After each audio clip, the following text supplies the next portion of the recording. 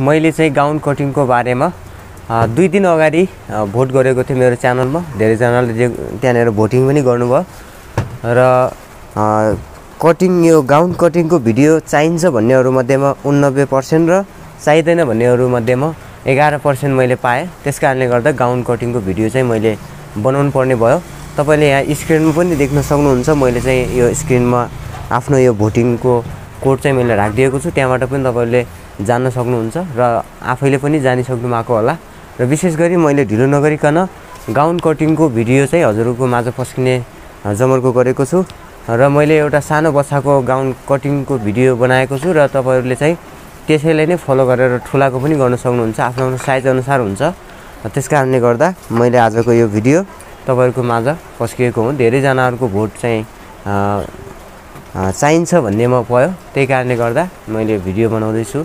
हुन्छ, यो भिडियो गाउन कटिङको भिडियो सुरुदेखि लिएर अन्तिमसम्म चाहिँ हेर्नु होला भन्न चाहन्छु। साथीहरु, आजको यो भिडियोतिर हामी लागौं।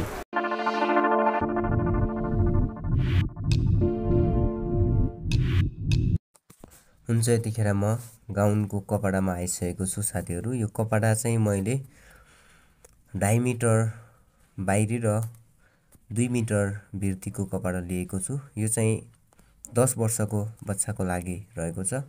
यसको लम्बाई फुल लम्बाई गाउनको 38 इन्च रहेको छ भने यसको चेस्ट रहेको छ 23, यसको कमर 21 र यसको बाउला 9 र यसको मोरी 7 र यसको चोली लम्बाई चाहिँ 9 इन्च रहेको छ।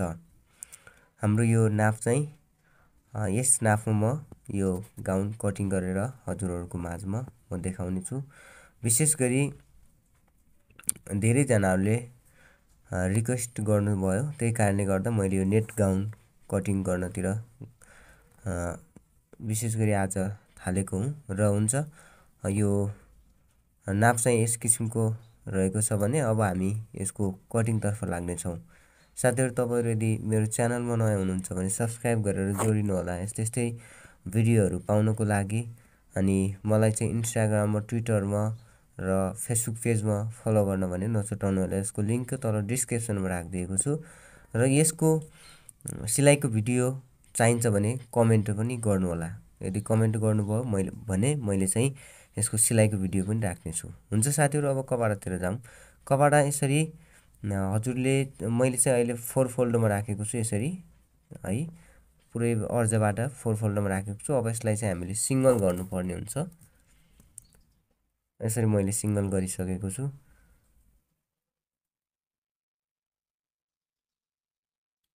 र यसरी यसलाई सिंगल गरेर हामीले जस्ट यसरी यसलाई चाहिँ राम्रोसँग एकदमै मिलाउनु पर्ने हुन्छ। गाउन कटिङ गर्न पनि गाह्रो हुन्छ र यसलाई चाहिँ हुन सके जति सकिन्छ राम्रो तरिकाले गर्नु होला।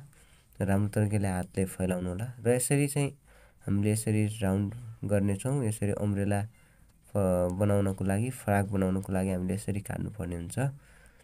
र यो गरिसकेपछि अब हाम्रो चाहिँ यो जो सादा छ मैले बाहिर छोड्दिएको छु है त। यसको चाहिँ कुनै नाप छैन।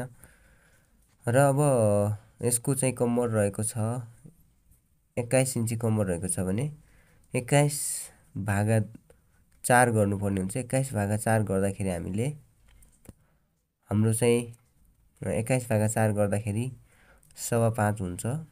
हामीले त्यो 5.25 मा हामीले लगभग 1 इन्ची अथवा आधा इन्ची जस्तो हामीले एक्स्ट्रा राख्न सक्छौं। अनि मसँग चाहिँ चाहिँ चक चाहिँ सेतो भएको कारणले गर्दा अब त्यति चिन्ह चाहिँ नदेखिन सक्छ। तपाईहरुले मिलाएर बुझ्न सक्नुहुन्छ है त। मसँग चाहिँ चक सेतो नै थियो। त्यही कारणले गर्दा मैले यसरी नै कटिङ गरे। यसको पूरा लम्बाई भने हाम्रो 38 इन्ची थियो भने 38 मा हाम्रो चोलीको भाग माथि छोड्ने छौं। यो लाइनदेखि माथि चोलीको भाग छोड्ने जो 9 इन्ची छ। 9 इन्ची माथि छोडेर हाम्रो यसको पूरा लम्बाई 38 छ भने 38 मा हामीले 1 इन्ची प्लस गरेर 39 मा हामी यसको लम्बाई लिने छौं। र यता साइडमा पनि सेम त्यही गर्ने छौं है त। 39 मा हामीले मार्क लगाउने छौं। यसरी मैले चाहिँ सबै मार्क लगाइसकेको छु साथीहरु। अब नर्मल तरिकाले हामी कटिङ गर्छौं। मैले कटिङ गरिदिएँ र यसको चाहिँ तलको जुन ठाउँ छ अब त्यति हजुरहरूलाई चाहिँ देख्नु भएको छ कि छैन म त्यति मैले ख्याल गर्न सकिनँ र हजुरहरूले राम्रोसँग मिलाएर काट्नु होला र मैले चाहिँ यो देखिराखेको छु त्यस कारणले गर्दा म चाहिँ कटिङ गरिदिइहालेँ मैले। हुन्छ यो चाहिँ तलको फ्राक फाइनल भइसकेको छ है। यो फ्राक चाहिँ यहाँनिर जोड्नु पर्थ्यो है, यसरी जोड्नु पर्थ्यो। यो जोड्ने किन जोडिन भन्दाखेरि हामी यो बच्चाहरूको लागि चाहिँ लम्बाइ यही कभरले पुग्ने भएको कारणले गर्दा मैले जोडिनँ। ठुला मान्छेको लागि चाहिँ हामीले जोड्नु पर्ने हुन्छ। ठुलो मान्छे अलि लामो मान्छेहरूको लागि हैन, अब कभरले पुग्दैन अनि पुगेन भने हामीले साइडमा दुईवटा राख्नुपर्छ, जोड्नुपर्छ। हुन्छ हाम्रो यो फाइनल भइसकेको छ फ्राक चाहिँ। अब यसको चोलीतर्फ हामी लागौँ है त। यो जो बचेको कपडा छ यो देख्न सक्नुहुन्छ हाम्रो लागि बाउला र चोली चाहिँ पर्याप्त मात्रामा छ। र अब यसको हामीले यसरी जस्ट यसरी यता फोल्ड गर्नेछौँ। यसरी यो कति चौडा कपडा लिने भन्दाखेरि यो 4 फोल्ड भयो।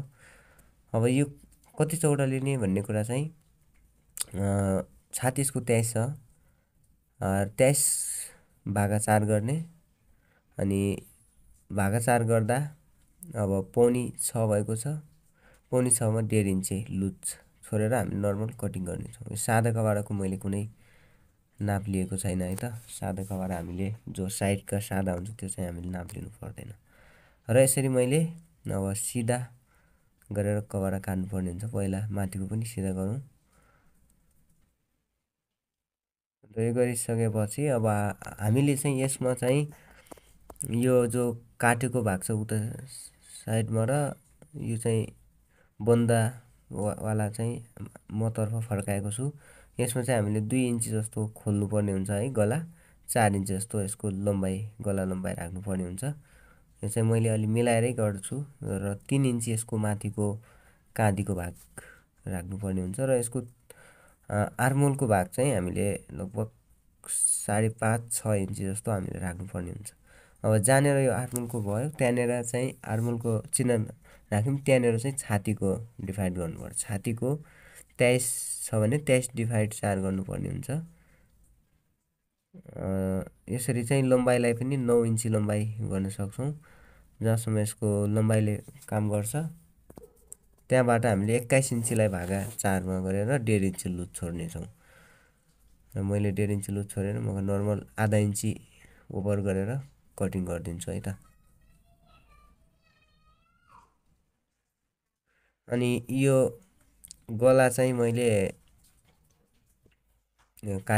काट्न अलि 5 इन्चीको गला 5.5-6 इन्चीको गला बनाउनुको मेन कारण के हो भने यो बच्चाको मैले 5 राखेको छु।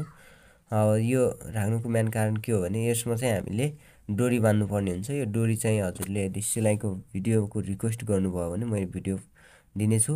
र त्यो डोरी कस्तो प्रकारको हुनेछ भन्दाखेरि जो फुर्का राखिन्छ त्यो फुर्का पनि फुर्कै भएको अहिले भर्खरै चलेको डिजाइन छ त्यो डिजाइनमा राख्नेछु, अनि त्यो हेर्नु होला।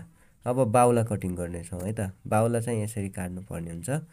यसरी सिधै यो पुरै लिनु होला र यसको बाउला चाहिँ 9 इन्ची छ। यति धेरै हामीले किन लिने भन्दाखेरि बाउला पनि एउटा न्यू डिजाइनमा छ, त्यो चुनावाला बाउला हैन। यसको 10 इन्ची जस्तो 9 इन्ची जस्तो यो छ।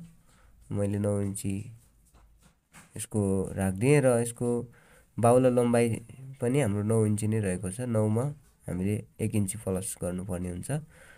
र यसरी यसको पनि चौडाइ लगभग 9 इन्ची अथवा 10 इन्ची चौडाइ गर्नुपर्ने हुन्छ। हामीले पुरै चुना पर्छ। अगाडि चाहिँ पट्टीवाला बाउला हो र पट्टीवाला बाउला भएको कारणले मैले यस्तो गरेँ।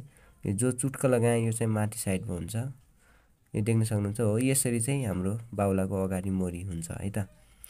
हुन्छ साथीहरू, यो भिडियो हजुरहरूलाई कस्तो लाग्यो?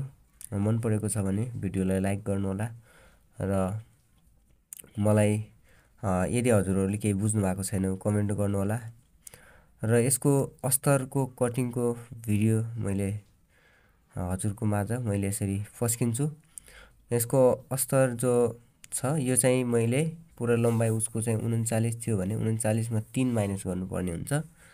भनेपछि हाम्रो चाहिँ यो चाहिँ 36 इन्ची बराबर मैले यो गर्नुपर्ने हुन्छ र 3 इन्ची छोटो बनाउनु पर्ने हुन्छ है भित्तिको कपडा।